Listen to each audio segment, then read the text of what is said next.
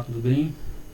Hoje a gente vai resolver aqui um exercício de mecânica de fluidos sobre análise diferencial ainda, tá? Segundo exercício de análise diferencial. Antes de começar, rapidinho, eu sou o professor Leonardo, tá? Aqui tá meu telefone de contato, telefone de São Paulo. Quem quiser pode mandar mensagem para mim, WhatsApp ou Telegram, tá? A gente trabalha com resolução ao vivo, provas, né? Tem que agendar dia e horário, tá? No dia e horário da sua prova. Listas de trabalhos também, vocês podem mandar listas de trabalhos que eu faço o orçamento. E aulas particulares online também, tá? Então vamos ao exercício. Ó. Um amortecedor a gás na suspensão de um automóvel comporta-se como um dispositivo pistão-cilindro, no instante em que o pistão está afastado de uma distância 0,15 metros, na extremidade fechada do cilindro. A massa específica do gás é igual a 18 kg por metro cúbico. É uniforme e o pistão começa a se mover afastando-se da extremidade fechada do cilindro com uma velocidade de 12 metros por segundo. Considere como um modelo simples que a velocidade do gás é unidimensional e proporcional à distância em relação à extremidade fechada. Ela varia linearmente de zero na extremidade a U igual a V no pistão. Encontre a taxa de variação da massa específica do gás nesse instante. Obtenha uma expressão para a massa específica média com uma função do tempo. Vamos lá. Primeiramente, vamos tentar desenhar o que está sendo descrito aqui, né? Eu tenho um cilindro aqui, tá? De um lado ele está fechado, aqui o cilindro está fechado, e do outro lado ele tem um pistão, ok? Inicialmente vamos pensar que o pistão está parado, tá? E aqui eu tenho as moléculas de gás, tá? Vamos imaginar aqui as moléculas de gás. Uma molécula aqui, por exemplo, outra aqui, outra aqui, outra aqui.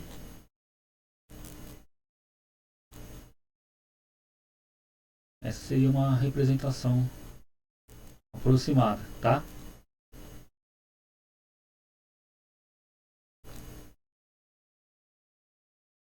Então vamos lá. O que eu tenho que...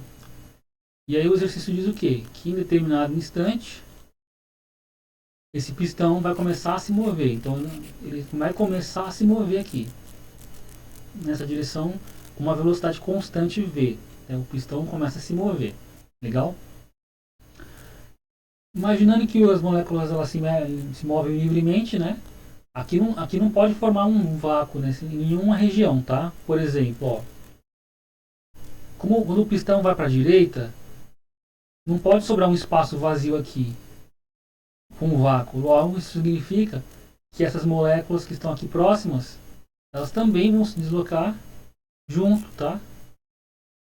Elas têm que se deslocar junto também, para não criar um vácuo aqui. Da mesma forma, as moléculas que estão do lado na extremidade esquerda, elas não podem caminhar junto para a direita. Porque se elas forem junto, vai formar um vácuo nessa região. E para não formar um vácuo aqui, significa que essas moléculas que estão aqui, elas ficam paradas, né? Ou seja, se eu chamar de U a velocidade horizontal das moléculas, eu vou dizer que a velocidade horizontal nessa extremidade, ela vale zero. Ok?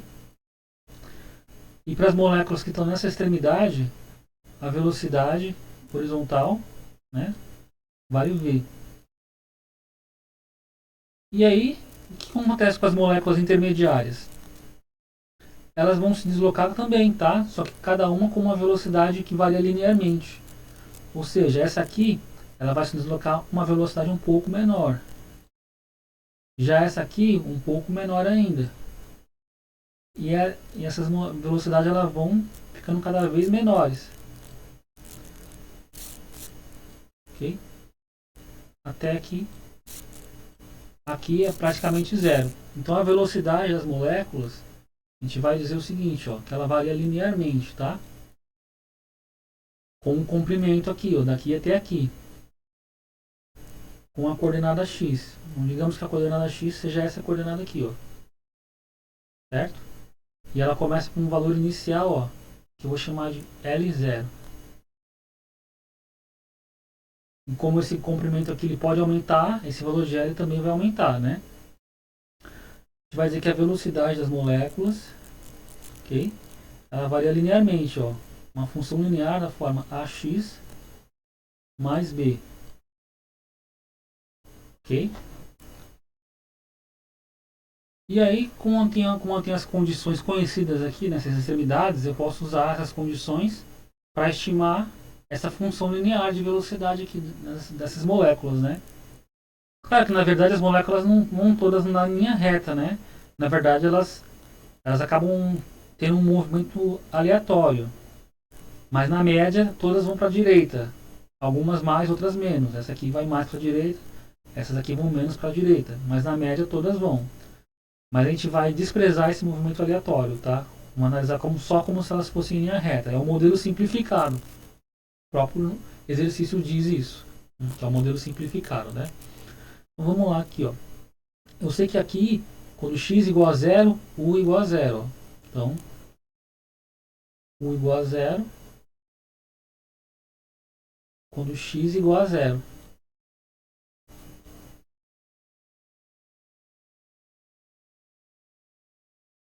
E eu sei que aqui eu vou ter u vale v, meu u vai fazer igual a v, quando a igual a l.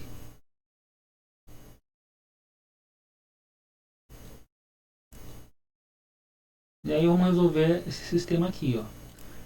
A vezes zero dá zero. Zero mais b dá b. Logo, zero igual a b, ou b igual a zero. E se b igual a zero, esse valor aqui vale zero. Para me achar o valor de a, eu passo o L dividindo. Logo, a igual a v sobre L. Então, eu vou ter que a é igual a v sobre L. E, portanto, a minha expressão para as velocidades horizontais das moléculas é igual a ax aqui. Ó. Esse b vale zero é ax. Portanto, é vx sobre L. vx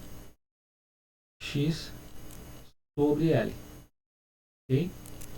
E essa aqui é a expressão para componente horizontal do movimento das moléculas. Ok. Aqui, a partir de agora, a gente vai usar uma outra coisa importante também, né? Entender que esse comprimento L aqui, ó, ele também muda, né? Esse valor de L aqui, ó, ele vai sempre mudando, por quê? Porque o pistão está em movimento. Logo, eu também tenho que determinar como que esse L varia, ó. Ele também varia linearmente, né? Por quê? Porque o pistão se move com velocidade constante. Logo, eu sei que L, o comprimento, também é uma função desse tipo aí, ó, da forma linear. Eu posso dizer que é na forma cx mais d. E aí, eu vou tentar determinar também como é que eu vou como é que isso aqui varia, né? Qual é a função que descreve o comprimento L, ó. Eu sei que quando x igual a L0 é o próprio valor de L0, na verdade, né?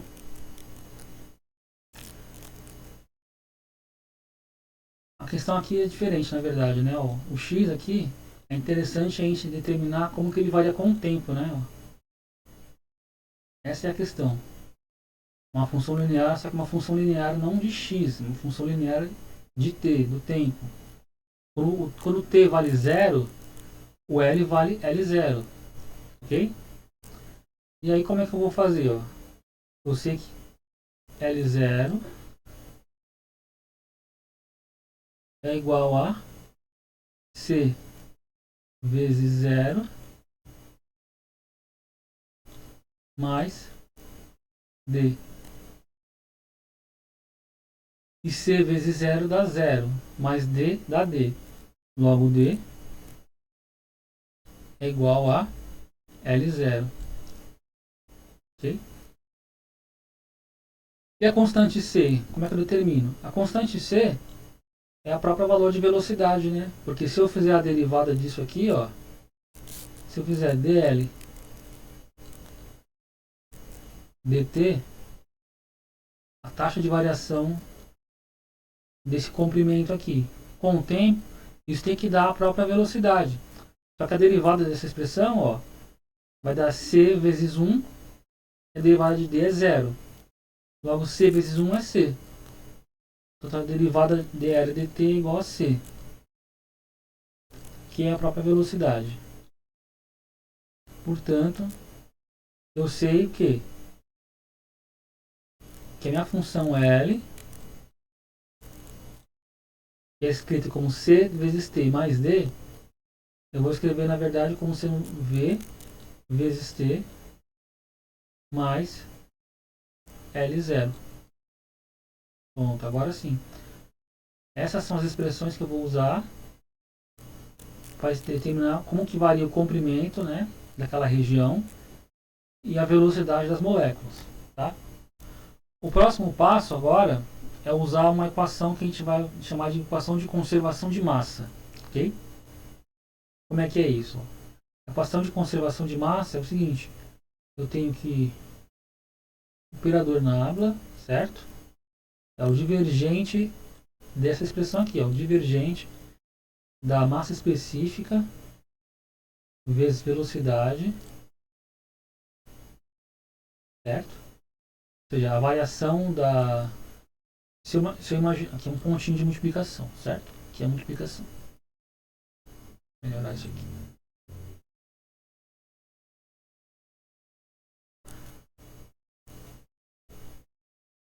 Isso aqui representa um fluxo de massa que atravessa uma superfície de controle.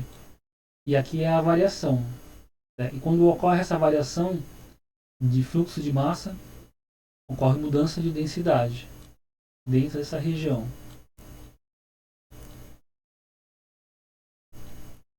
Ok? Basicamente é isso. Eu tenho uma região aqui que pode ser uma região aqui qualquer, por exemplo, essa aqui, ó. Eu estou analisando. E vou ver o quanto de massa que entra e o quanto de massa que sai. Se eu percebo que é diferente a quantidade de massa que entra e sai, significa que esse divergente aqui, ó, essa derivada aqui, não é zero. Logo, vai ocorrer uma mudança na densidade. Porque se entra massa e sai uma quantidade diferente de massa, a quantidade de massa aqui dentro está variando. Quer dizer que a densidade está mudando. Ok? Essa é a equação que a gente vai usar. Só que é uma equação num problema unidimensional, né? Como é que vai ficar? Ó? Eu vou ter aqui o meu divergente disso aqui.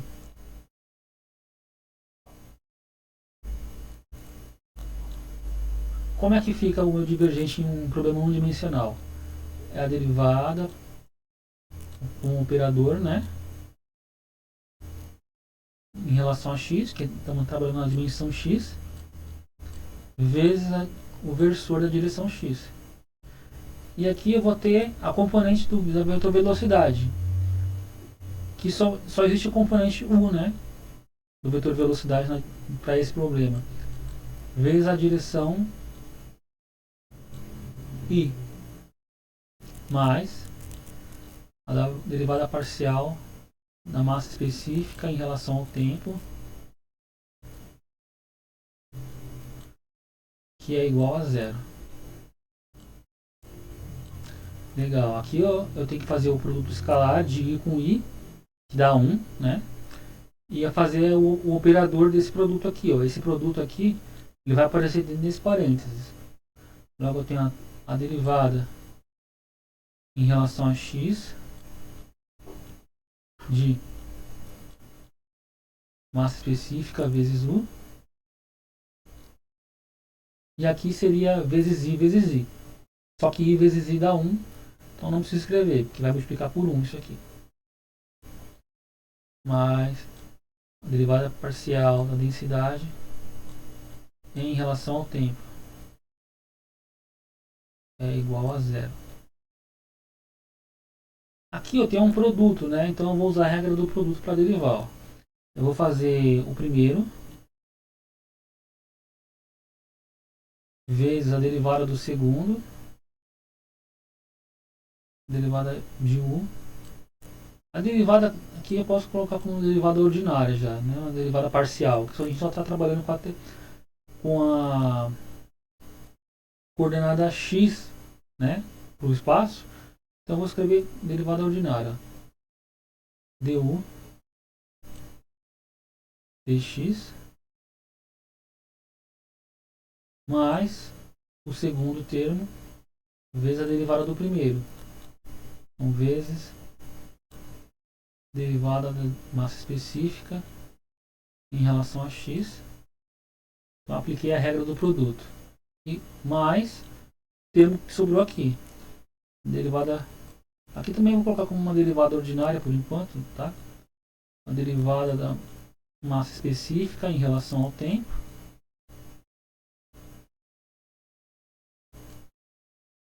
Isso igual a zero.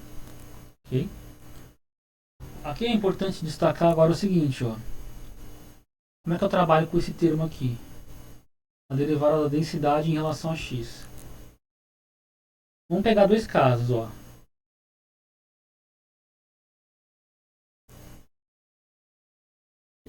Esse caso que a gente analisou aqui primeiro, ó, a gente vai pegar a distância média entre as moléculas, ó. Vamos pegar essa distância aqui. Ok? Se eu analisar mais para a direita de x, eu vou ver que a distância média entre as moléculas é praticamente a mesma, né? E aqui no meio também, ó, a distância média entre as moléculas é praticamente o meio, a mesma distância. Isso se reflete em dizer que a densidade não varia ao longo do eixo x, né? É uma densidade uniforme, tá? E agora o que acontece quando o pistão vai para a direita? Né? Quando o pistão vai para a direita, ó, vamos desenhar aqui de novo, né?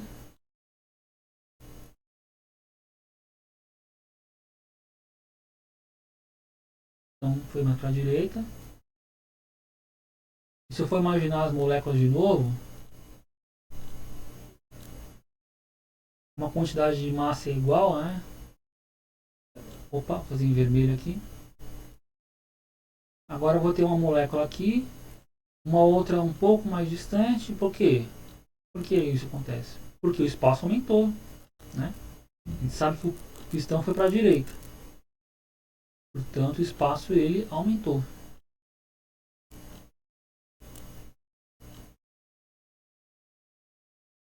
Legal? E aí se eu for analisar de novo a distância média entre as moléculas agora, vou ver que a distância é maior, ó. Ok? A distância é maior, mas ela não muda daqui para cá, ó. Essa distância é igual a essa, em média. E essa é igual a essa.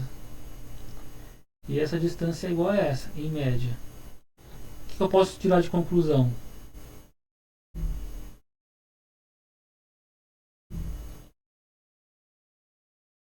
Que a derivada da densidade em relação ao tempo, ela ocorre de verdade, ó. Porque aqui a densidade é menor, elas estão mais afastadas, ó. É uma menor densidade. Aqui elas estão mais concentradas, uma maior densidade. Então, conforme mudou, passou o tempo, a densidade mudou. Então essa derivada aqui ela é diferente de zero, ó. Okay? Porém, quando eu analiso ao longo do eixo x, ó, o que acontece com a derivada da densidade em relação a x? Ela sim vale zero, porque daqui para cá a mesma densidade, daqui para cá a mesma densidade, porque a distância é igual. E aqui a mesma densidade. Então quando eu caminho no eixo x, a densidade não muda. Ela é um gás uniforme. Logo essa derivada aqui da densidade em relação a x é zero. Tanto nesse caso quanto nesse caso aqui. Logo a densidade só varia com o tempo, tá? Logo eu vou pegar aquela expressão anterior, vou copiar ela aqui de novo. E com essa análise eu já sei que a derivada aqui em relação a x vale zero. Posso cortar. O que sobra? Que a densidade vezes du dx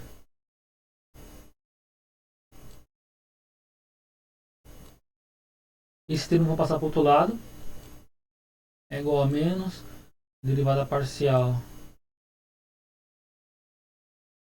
a derivada da densidade em relação ao tempo. Legal?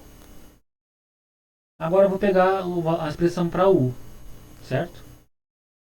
U vezes a derivada em relação a x de u. Vamos pegar a expressão de u, ó. É v vezes x sobre l. Então aqui eu tenho v vezes x sobre l. Só que l também tem uma expressão para ele, né? Ó. Aqui, ó. L é vt mais L0. Então aqui eu vou ter v vezes t mais L0.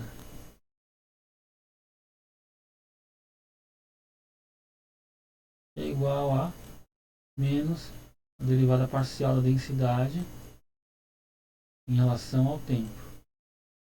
Ok? Vamos fazer essa derivada aqui dentro do parênteses. Aqui. Então tem que a densidade vezes. Eu estou derivando em relação a x, né? Logo aqui o v é uma constante, L0 é uma constante, esse v é uma constante, t é uma outra variável. Logo a derivada atua só nesse x aqui, ó. Tudo o resto é uma constante. Então vai ser simplesmente a constante, ó. Vai ser v sobre v vezes t mais L0. Que é igual a menos a derivada da densidade em relação ao tempo. Aí é uma equação diferencial, né? Tem uma técnica de separação de variáveis, ó. Aqui eu tenho densidade, aqui eu tenho densidade, aqui eu tenho tempo, aqui eu tenho tempo. Então eu vou agrupar fatores iguais, ó. Eu vou ter dt, vou passar isso aqui para cá, multiplicando, e essa densidade passar dividindo. Então vai ser v vezes dt sobre v vezes t mais L0, que é igual a menos d ρ sobre ρ. E aí, separei as variáveis, eu vou integrar em ambos os lados. Certo? Antes disso, eu vou fazer uma substituição de variável aqui, ó. Eu vou dizer que v vezes t mais L0, para simplificar minha vida, eu vou chamar de w. E aí, se eu diferenciar essa expressão, v é uma constante. Então, constante vezes dt, certo? L0 é uma constante, então dá zero, igual a dw. E aí, substituindo aqui, eu vou ter que a integral de v vezes dt, ó. V vezes dt é dw. Então, eu vou ter dw sobre, isso aqui vale w, é igual a menos a integral de dρ sobre ρ.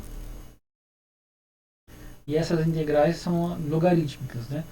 Eu vou ter que o logaritmo de w, só que o w eu vou substituir já por isso aqui. V vezes t mais L0 mais uma constante que eu vou chamar de k, constante de integração, é igual ao logaritmo da densidade. Legal? Próximo passo é determinar o valor de k, certo? Porque eu tenho uma condição de que quando t é igual a zero,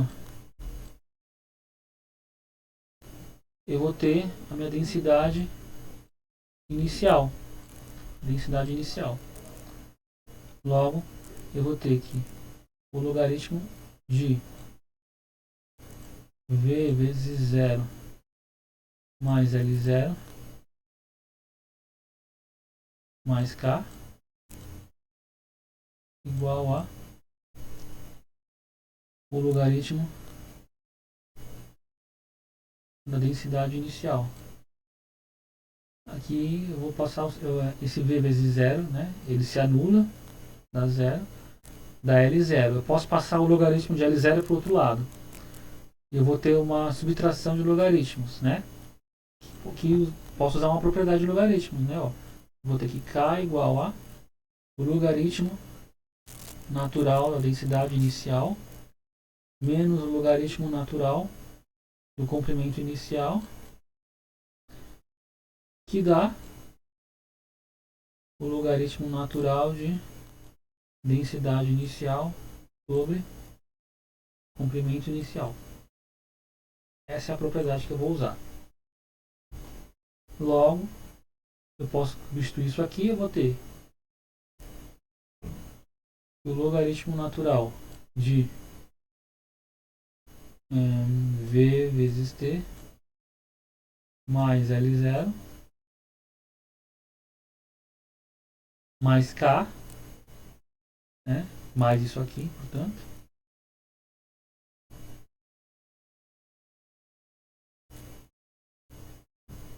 Na verdade, seria mais interessante eu deixá-lo como estava antes, né?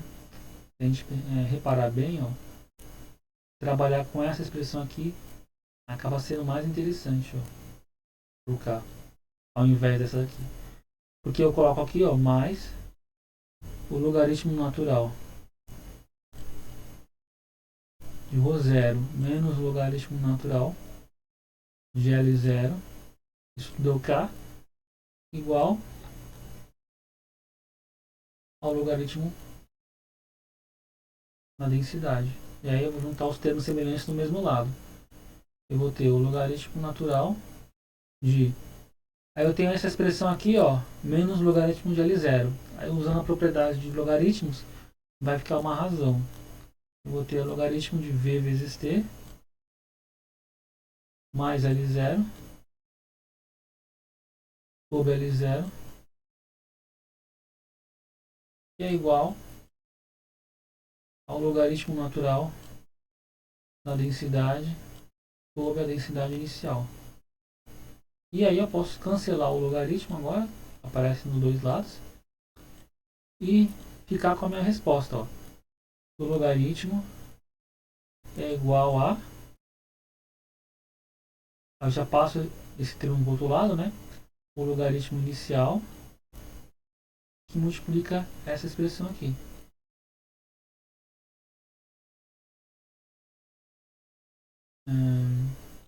V vezes T mais L0 sobre L0. Ok? É isso mesmo? Vamos dar uma conferida aqui. Teve um errinho aqui. Eu esqueci desse sinal de menos aqui, ó. Nem que eu tava percebendo. Tá vendo esse sinal de menos aqui? Que tá aqui em cima, ó. Faltou.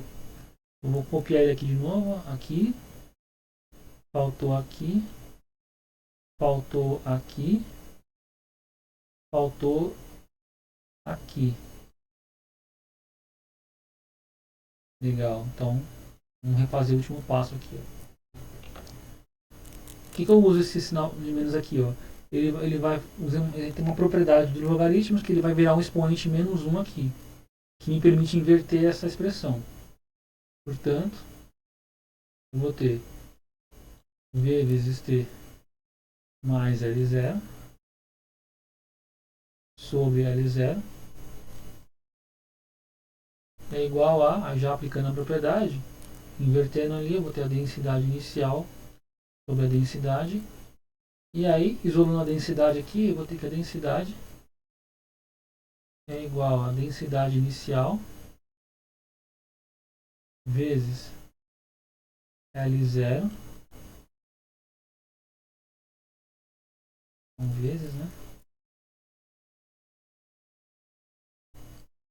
Tá. Dividido por V vezes T mais L0. Agora sim está correto. Porque, como é que eu sei? Porque essa expressão aqui, ela me diz que a densidade está diminuindo. É o que a gente espera, né? Quando o pistão vai para frente, o gás vai se ficando mais rarefeito e a densidade vai diminuindo. Agora faz sentido. E quando esse T aqui aumenta, o denominador aumenta. E quando o denominador aumenta, o resultado diminui.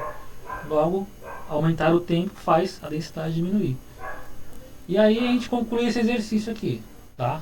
Espero que tenha entendido, espero que tenha aproveitado aí. Ok? Aqui, quem quiser entrar em contato, meu telefone aqui, pode mandar mensagem e aí a gente vai estar agendando para ajudar vocês aí, ao que for necessário, provas ou trabalhos ou aulas, tá? Muito obrigado.